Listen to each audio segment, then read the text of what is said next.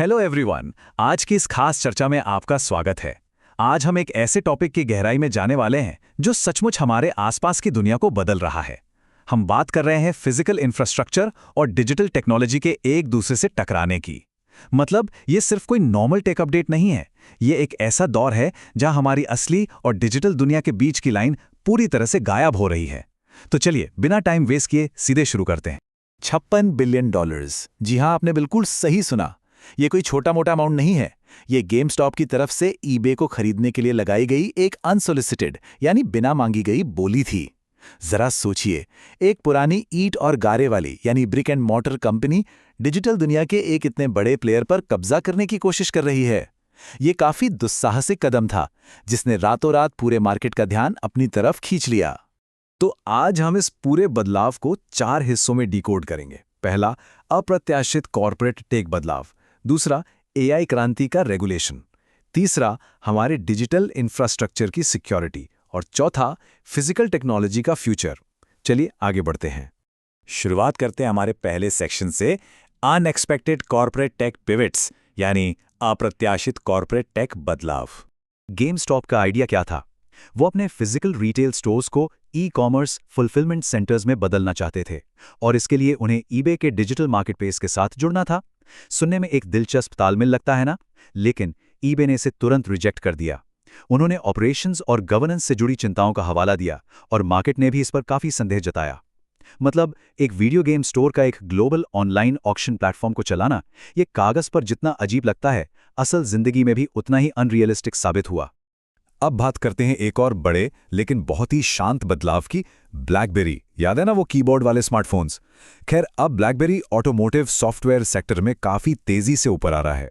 हाल ही में उनके स्टॉक्स में भी काफी अच्छा जंप देखने को मिला और इसका पूरा क्रेडिट जाता है उनके बेहद सफल QNX सॉफ्टवेयर डिवीजन को। अब देखिए सबसे इंटरेस्टिंग बात क्या है। ये पुरानी स्मार्टफोन कंपनी अब खामोशी से एक ऑटोमोटिव पावर हाउस बन चुके हैं।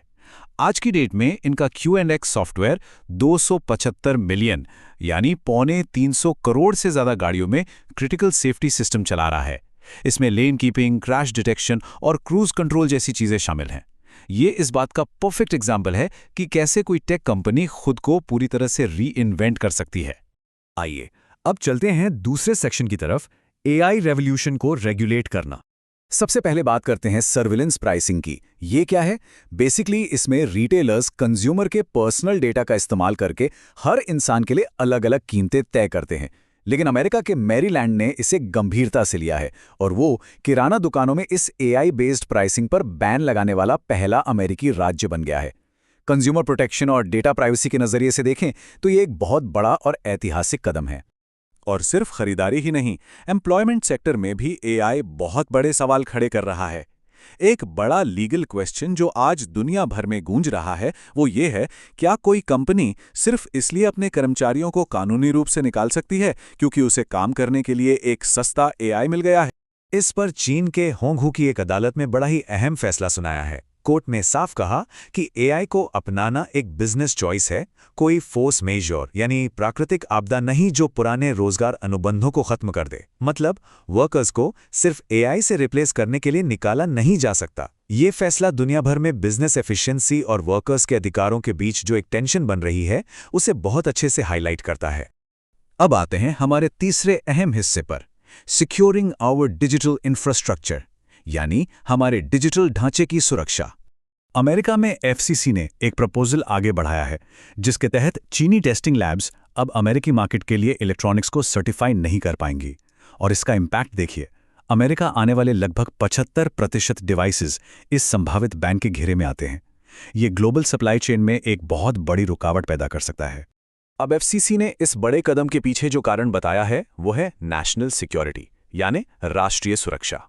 ये फैसला US और चाइना के बीच चल रहे बड़े टेक डीकपलिंग का हिस्सा है। इसके नतीजे काफी गहरे हो सकते हैं। मैन्युफैक्चरर्स और कंज्यूमर्स दोनों के लिए सप्लाई चेन में देरी हो सकती है और कॉस्ट भी बढ़ने की पूरी संभावना है। वैसे डिजिटल इंफ्रास्ट्रक्चर का खतरा सिर्फ हार्डवेयर तक ही सीमित नहीं है। कभी कभी एक छोटा सा सॉफ्टवेयर अपडेट भी गंभीर समस्याएं पैदा कर सकता है। हाल ही का ये केस देखिए, विंडोज 11 का सिक्योरिटी अपडेट KB508379 इंस्टॉल होता है। ये सिस्टम के PS Mounter X.sys ड्राइवर को ब्लॉक कर देता है और नतीजा, मैक्रोम और एक्रोनिस जैसे बेहद पॉपुलर थर्ड पार्टी बैकअप और डिजास्टर रिकवरी टूल्स काम करना ही बंद कर देते हैं। आईटी एडमिनिस्ट्रेटर्स के लिए ये किसी बड़ी मुसीबत से कम नहीं है, जो दिखाता है कि एक अपडेट कैसे पूरे सिस्टम को ठप कर सकता है। खैर, अब आगे बढ़ते हैं हमारे आखिरी सेक्शन की तरफ, the future of physical tech. क्या कभी सोचा है कि एक पूरी तरह से एआई इंटीग्रेटेड शहर रियल लाइफ में कैसा दिखेगा? इस सवाल का जवाब जानने के लिए हमें जापान के माउंट फूजी के पास बन रहे टोयोटा के वोवन सिटी प्रोजेक्ट को देखना होगा। टोयोटा वहां अपना एक एआई विजन इंजन डेवलप कर रहा है, जो शहर के इंफ्रास्ट्रक्चर और गाड़ियों के डेटा को सेफ्टी के लिए एक साथ जोड़ता है। लेकिन इसमें जो सबसे माइंड ब्लोइंग चीज है, वो है इनके चेयरमैन अकियो टोयोडा का एक डिजिटल अवतार। जी हां, लीडरशिप के ज्ञान और अनुभव को हमेशा के लिए सहेज कर रखने के लिए ये डिजिटल अवतार बनाया गया है। सोचिए, एक डिजिटल बॉस जो आने वाली पीढ़ियों को गाइड करेगा। यह संस्थागत ज्ञान को सहेजने का एक बिल्कुल अनूठा और भविष्यवादी तरीका है। और आखिर में बात करते हैं एक बिल्कुल ही अलग तरह के फिजिकल इनोवेशन की। सोनिक फायर टेक नाम का एक स्टार्टअप आग बुझाने का एक ऐसा सिस्टम टेस्ट कर रहा है जिसमें न पानी की जरूरत है न किसी केमिकल की। ये लोग आग को बुझाने के लिए इनऑडिबल इंफ्रासाउंड वेव्स यानी अश्रव्य ध्वनि तरंगों का इस्तेमाल कर रहे हैं। ये अकॉस्टिक साइंस का एक बेहद कमाल का प्रैक्टिकल यूज है। इस तकनीक का फायदा क्या है? देखिए, डेटा सेंटर्स या कमर्शियल किचन्स जैसी जगहों पर अगर आप पानी से आग बुझाएंगे तो पानी से ही भारी नुकसान हो सकता है। ऐसे में बिना पानी और केमिकल्स वाली ये साउंड वेव टेक्नोलॉजी एक असली गेम चेंजर साबित हो सकती है। ये दर्शाता है कि कैसे विज्ञान हमारी फिजिकल दुनिया की सबसे पुरानी प्रॉब्लम्स के लिए एकदम नए और out of the box solutions ढूंढ रहा है।